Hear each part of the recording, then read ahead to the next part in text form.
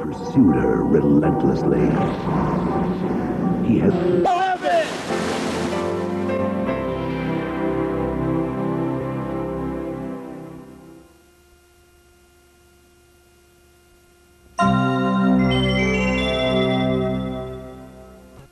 It's a ship that went down October 29th, 1929, the day the stock market crashed. This is what it looks like today. 3 automobiles right here, a 1928 Chevy, a 28 Ford, and a 28 Essex touring car. Oh, it was terrible.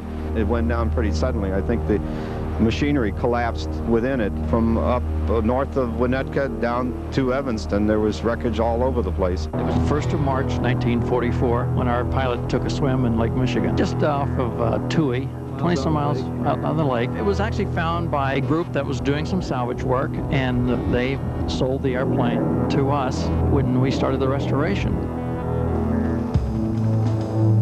Chicago has collected many colorful names over the years. Names like the Windy City, City of Big Shoulders, Hog Butcher to the world. But it has yet to be given one moniker that it richly deserves. Chicago, shipwreck capital of the Great Lakes. Because here, just off the shores of our city, are dozens of sunken vessels dating back to the early 1800s. And let's not forget the planes, trains, and automobiles, and yes, even a submarine that can be found in this not-so-briny deep. Hi, I'm your host, Will Klinger. Behind each of those shipwrecks out there is a fascinating piece of history. Tonight on the Wild Chronicles, we'll explore the waters off Chicago's coast and reveal stories of heroism, of survival, and sometimes of tragic loss.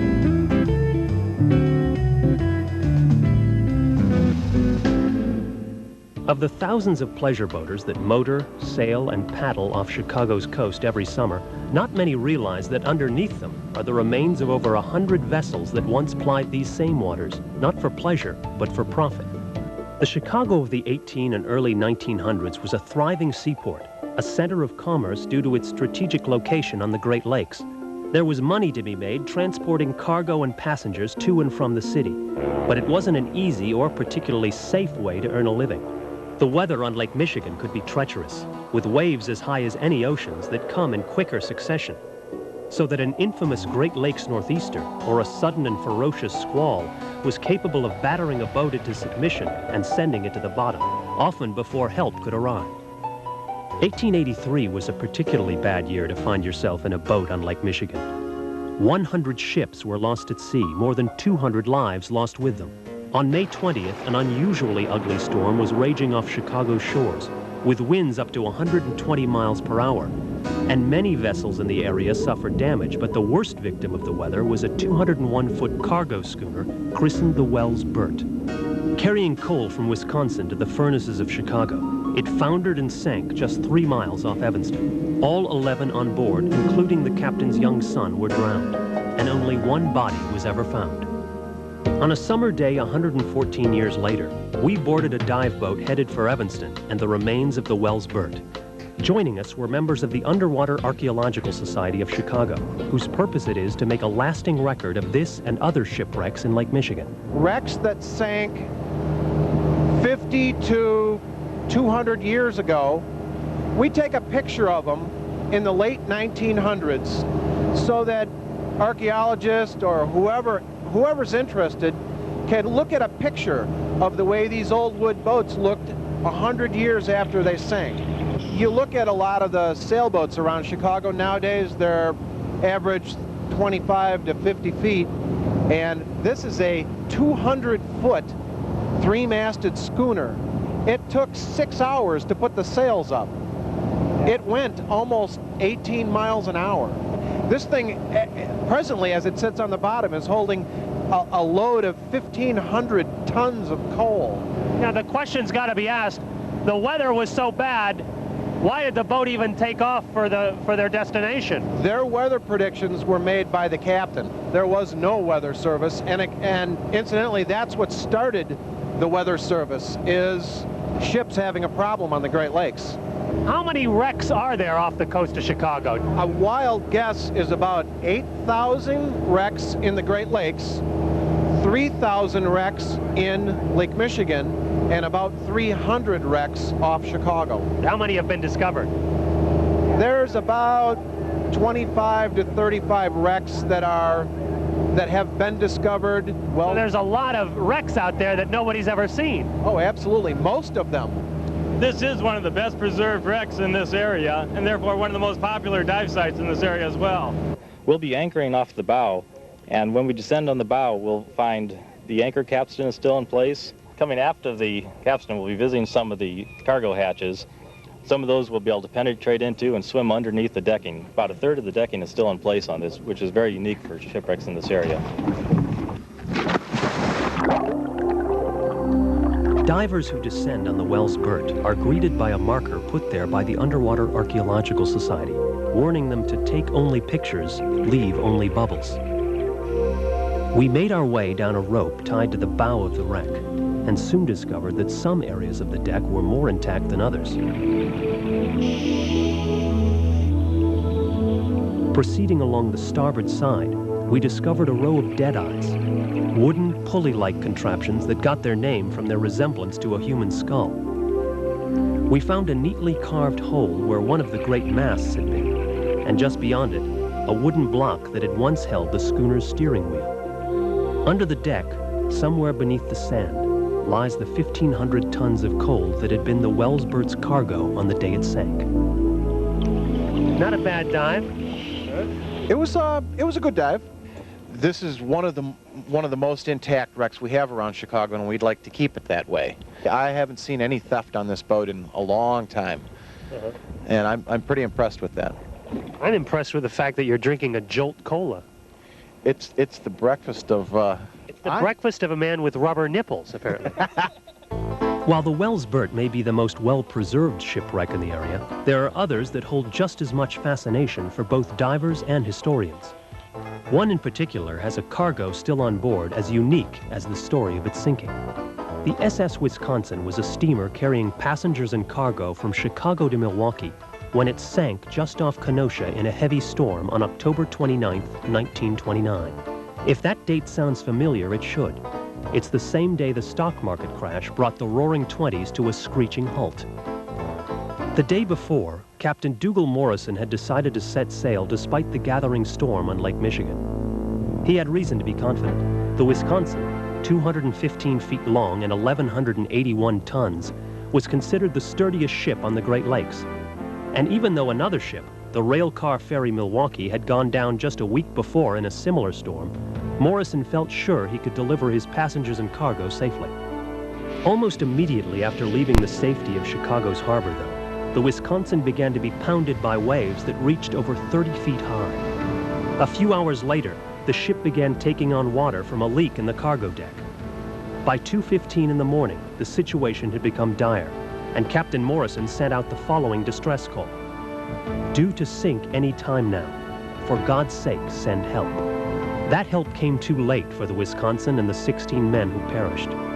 Among that number was Captain Morrison, who was pulled from the wreckage bleeding and unconscious, having refused to board the available lifeboats. As legend has it, once they got him to shore, Morrison miraculously recovered and began moving about, thanking those that had helped in the rescue of the 58 survivors. This done, he collapsed again and was dead within the hour. In 1929, Homer Bishop was a Kenosha high school student. On the day of the Wisconsin disaster, his Boy Scout troop was urgently requested to leave class and come down to the beach to comb the shoreline, looking for either survivors or bodies. We started south from this point to patrol the beach. We got down past Winthrop Harbor, getting back sometime very early in the morning. It took us a good piece of the night with only flashlights to show where we were going. We didn't find any bodies, but we found a lot of junk, pieces of wood, broken oars, life vests, just junk. That was a long, lonely night. If we'd have found a body, I don't know what we would have done. After initial attempts to salvage the vessel from the bottom of Lake Michigan failed, the SS Wisconsin was left to rest peacefully in its watery grave. It wasn't until 1962 that the wreck was rediscovered using sonar equipment by a pair of industrious divers. Since then, many underwater explorers have made it their destination, but none so persistently as one Jim Herbersky. He has made more than 1,000 dives on the Wisconsin over the last 20 years, and we thought that would make him a perfect guide to its murky resting place. It's 4.7 miles from here, 60 degrees straight out. It's sitting in 128 feet of water. Well, let's fire this baby up and get going. Okay. Captain, just how are we going to find this treasure of the deep anyway? Well, we're going to go out on the Loran, and I have permanent lines tied right to the wreck. They're gallon milk jugs.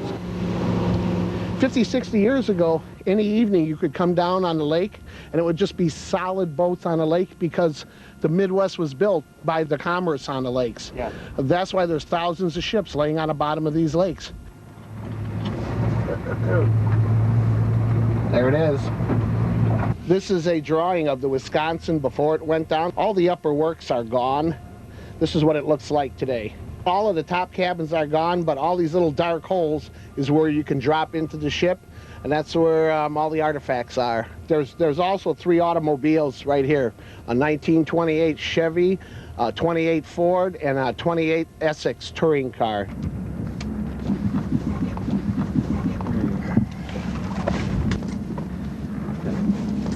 This is the camera, I'm guessing. Well, it's basically a video recorder, kind of like you know, your basic household handy cam, and it fits in its own little submarine. I just want you to make me look good, Vic. There's not enough camera in the world, Will.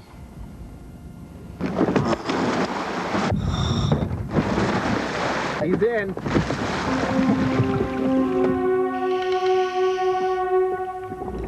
At 128 feet down with a bottom temperature in the mid-40s, the Wisconsin is a difficult dive, but it quickly becomes worthwhile once you've set eyes on the ship's massive remains. 70 years at the bottom of Lake Michigan have taken away most of the upper works and covered the wreck with a thick layer of silt. But there is much that is strangely unaltered. It's not hard to imagine what the Wisconsin must have looked like in the days when it was inhabited by more than a stray fish. In 1987, a law was passed that makes it illegal to remove mementos from a sunken ship. Any artifacts found on board must be left behind. That would include the 1920s automobiles still parked on the Wisconsin's lower deck.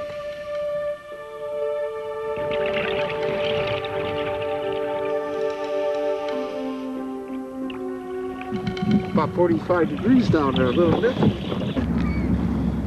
Once back on shore, Jim took us back to his place to show us some of the treasures he had salvaged from the bowels of the Wisconsin. These have come in probably from the mid-70s to the mid-80s, and then after the law was enacted, I respect the law and I quit removing the artifacts. What I have here is a 1928 Pond's Ladies Cream. There's a case of them down there. Give me a whiff. You can still smell the ponds. Yeah.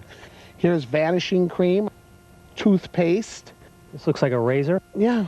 Lincoln Logs, there's 2 cases of them. I think I have about 8 of them I brought up. This is the china from the boat. This says Right. this says Goodrich steam lines, steamship line. Steamship line, right. It's amazing how this stuff is so well preserved. So, some of it I've cleaned up. This is what it looks like if it's not cleaned. It'll come up like pretty much looking like this or this here. It's buried in silt. It's not a pleasant experience, but if you're 2 or 3 decks down, you have 2 or 3 ceilings, so you have to go in the way you come out. Yeah. And it's pitch black. I mean, if you shut off your light, it's black like you've never seen. Here's a pewter candy dish. Yeah. And the pewter in the old days was so... Look at that. It's just almost lead. This is almost pure lead. This was quite unique. I found this inside a ship, and on the top where it was curved, it was a picture of a man standing next to a big horse. But anyway, when we got into the boat, I opened it up. It opens up, there's a hinge. A little mirror. There's a mirror. You know what was inside here? I'm going to guess it was a vanity of some kind, of a little pouch. Prophylactic. And the man standing next to the big horse? Trojan. Trojan. Of the many unusual things to be found on the bottom of Lake Michigan, Few can rival the World War II fighter planes that ended up there in the early 1940s. You see, in order to qualify naval pilots for carrier duty for the war in the Pacific, the Naval Air Station at Glenview converted a pair of passenger steamers into aircraft carriers and set them out on Lake Michigan. The pilots in training would have to make 8 landings and takeoffs, and inevitably, accidents happen. The often tricky Lake Michigan winds swirling over a rolling deck sometimes prove too challenging for the novices in the cockpit. They would come in too fast or too far to one side, or occasionally miss the deck altogether. The end result was that close to 200 fighter planes wound up sleeping with the fishes. For several decades, this underwater squadron lay undisturbed on the bottom of the lake. And it wasn't until the 1980s that new technology enabled interested parties to locate and begin to salvage some of these long-lost aircraft. Most of the recovered planes have been cleaned up and put in museums, but we got word that a pair of intrepid enthusiasts had taken things one step further. Hey guys, this is your plane, isn't it? Yes, it is. Can you tell us how you came to own it? Well, Jim called me on a December day in 1991 and said, "You wouldn't believe it, but I have an opportunity to buy an airplane that spent 48 years at the bottom of the lake. What do you think?" And I said, "I don't know, Jim." Where was it exactly? It was just off of Toohey, 20-some miles out on the lake. And I didn't know much about this particular airplane. I called him to see if he'd be interested. And then Dick did a little quick research and called me back and says, "Are you sure that's an F4F-3?" Because he said, that's a very rare airplane. The fuselage is 97% original. If you look at the plexiglass that the pilot looks out of, that's all original. When it came up, the tires had air in it. We took the battery out and put electrolyte in it, and it took a charge. It's still charged up today. It had 450 caliber machine guns. It is the only plane that has been taken off the bottom of a lake and now flies, correct? A number were retrieved and are now in museums, but there are only 2 that are actually back in the air again. Was this plane landing or taking off when it crashed? Taking off. The 1st of March, 1944, when our pilot took a swim in Lake Michigan. It was a guy named Ensign Forsberg. John Forsberg, that's right. The engine was failing as it was rolling down the deck. He knew that, but they had given him the wind-up signal and the go signal, and being a naval flight officer, he was told to go, he went. And the airplane just didn't have enough horsepower to maintain flying speed, and it just sort of settled into the water about 300 yards ahead of the ship. And then the ship was bearing down on it. That's right. How did Forsberg escape death? Well, he said he took his time unharnessing. He finally got out in the wing, and then he realized, he looked over his shoulder, and there was the bow of the ship coming right at him. He jumped in the water and back paddled, and he said he just barely missed the port side paddle wheel by about 10 feet. The Navy claimed that it was pilot error. Well, that's what they claimed, but because the engine wasn't developing full power on takeoff. And he disputed, obviously, the findings that he was to blame, and in fact, when they found it at the bottom, there was evidence that he was correct. We actually saw some footage of a camera inside the airplane at 200 feet under the water, and very obviously the throttle was full forward. So he was vindicated after 47 years later, after he crashed it. Dick finally found the pilot one day, and we'd been looking on the West Coast and the East Coast and Florida, and we're kind of afraid maybe we wouldn't be able to find him. And then Dick called me one day and said, I could really hear the excitement in his voice. He said, "We found the pilot." And I said, "You're kidding." He said, No, guess where he lives?" I said, "I don't know." And he said, "Arlington Heights." So, sadly, he was quite ill and died that same year. But we did have a chance to take him up to where the airplane was restored, and he had a chance to sit in the cockpit again. And the first thing he did when he saw it, he says, "Boys," he said, "it didn't look this nice when I last flew it."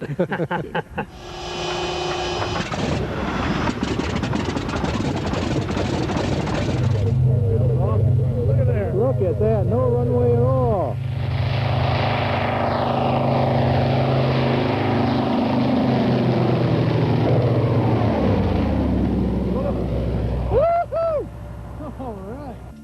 Some 20 years after those World War II planes found their way to the bottom of the lake, they would be joined there by a much larger aircraft. On a clear summer evening in 1965, United Airlines Flight 389 on approach to O'Hare crashed into Lake Michigan 7 miles east of Highland Park. The fiery explosion on impact was seen and heard as far away as North Avenue Beach. None of the 30 passengers and crew survived, and while most of the wreckage and all of the bodies were eventually recovered by salvage divers, no cause for the crash was ever determined. The wreck of the Lady Elgin off Waukegan in 1860 involved a dramatic collision, a heroic rescue effort, and a staggering loss of life. Nearly 300 of the 400 people on board perished in the disaster, and the ferocity of the storm that night carried some of the bodies and wreckage as far away as Indiana. Some historians would eventually refer to the Lady Elgin as the Titanic of the Great Lakes. The trip had begun with a convivial atmosphere on board. The Irish Union Guard, a pre-Civil War militia from Milwaukee, had chartered the Lady Elgin for a trip to Chicago to attend a political rally that had featured a speech by presidential candidate Stephen Douglas. After the festivities, they had returned to the ship along with some fellow revelers from Chicago, a number of whom, in their inebriated state, failed to disembark before the Lady Elgin set sail at 11:30 that evening. It was an oversight they would soon regret. For the harrowing story of what happened next, we went to Lighthouse Beach in Evanston to meet Bob Gadboy, a member of the Underwater Archaeological Society and the first professional cameraman to record video of the Lady Elgin's ghostly remains. We're here because this is one of the sites of heroism and loss of life from the Lady Elgin. People and debris were being washed ashore, and the townspeople were being alerted that something terrible had happened, and among those that got the word was a student by the name of Edward Spencer. So he came running up to this point to see what he could do to help save lives. What he did was swim out into the pounding surf with its dangerous undertow and drag as many people as he could back to safety. By the time he finally collapsed from exhaustion, Spencer had saved 18 lives. After all this was done, he was delirious. It was just took everything out of him. As I understand it, he wasn't the same person after that. How did the boat go down? It wasn't the stormy weather. No, the boat was holding its own. It was doing fine. But along in the night came this schooner called the Augusta and rammed right into its side. It speared into the hull. It held there being speared. And as the Lady Elgin was going forward, the Augusta swung about toward the rear, making the hole bigger. And then finally broke away and left this open, gaping hole. Then that boat just simply sailed away. Their claim was that they thought the Lady Elgin was doing okay, and they thought they were sinking. Meanwhile, the Lady Elgin sank rather quickly, and it went down pretty suddenly. I think the machinery collapsed within it. But before that, the crew was scrambling to throw things overboard and chop up wood so that they could get some floating debris in the water for people to hang on to. But there was worse danger waiting for them and the others that had stayed alive up till now. For as they approached land, a stone's throw from safety, they could see enormous waves crashing with deadly force against the rocky bluffs. It was very wild and rugged along this area. It wasn't groomed at all. I mean, 12-foot waves, these people were washed ashore and crushed against rocks and dashed against hard objects. After surviving a sinking ship and several hours in bone-chilling waters, it was a cruel injustice that so many of the Lady Elgin's passengers and crew would lose their lives within 20 yards of shore. Many of these wrecks are known when they've gone down. They salvage what they can, and then they forget about them. And so many years go by, and then the interest is renewed on these things, and people say, wish I knew where the Lady Elgin was. It wasn't until 1989, 129 years after it sank, that the remains of the Lady Elgin were finally discovered. A professional marine salver named Harry Zeik found it in 50 feet of water about 10 miles off Waukegan, and soon had recovered many artifacts, including some of the Irish Union Guard's pre-Civil War muskets. In 1992, 3 years after the Lady Elgin was discovered, the Underwater Archaeological Society dove in the boat to do a survey. What did you find down there? Initially, we found the boiler section and little else. I wish I could tell you that it was a totally intact wreck down there and you could inspect every piece of it, but you understand, they started chopping it apart, and what they didn't do, the surf did. This wreck was totally scattered. You can see all this planking from the bow, and you can see the anchor chain running around underneath it and extending way out beyond that and wrapped around a rock underwater, a huge rock, as a matter of fact. What really clinched it for me was this archway. It looks exactly underwater as it does in this photo.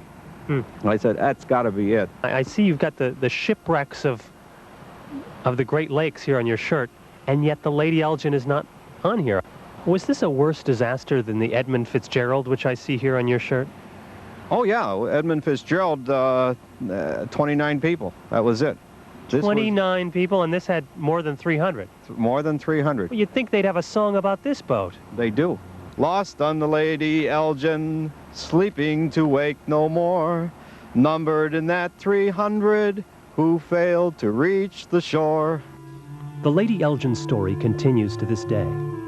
Harry Zeik wants to raise the remains he discovered and build a museum around it, but the state of Illinois has claimed ownership and insists that it stay where it is. When we last checked, they were still in court. And there is talk of raising a different vessel that lies off Chicago shores. A very different vessel.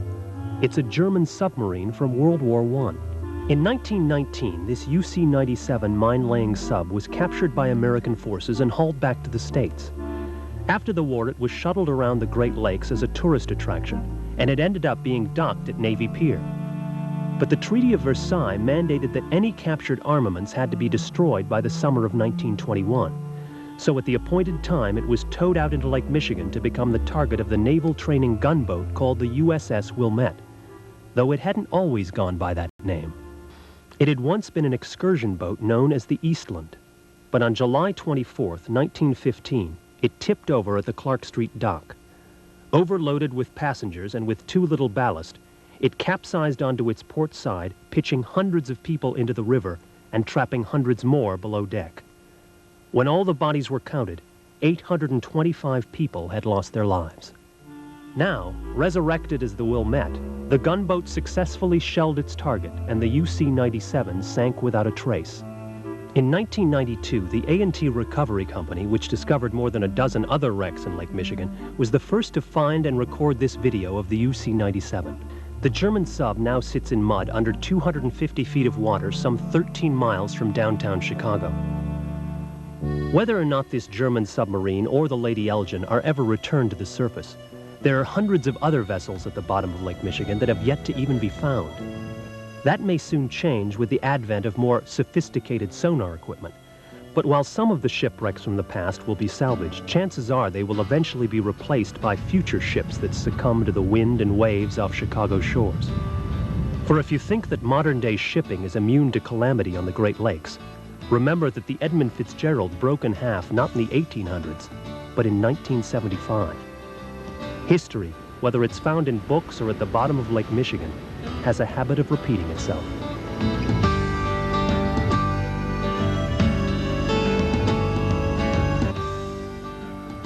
Bob Cringely, computer industry gossip columnist and star of Triumph of the Nerds, trades in his silicon chips for spruce, fiberglass, and glue as he attempts to design, build, and fly a plane in 30 days and live to tell about it.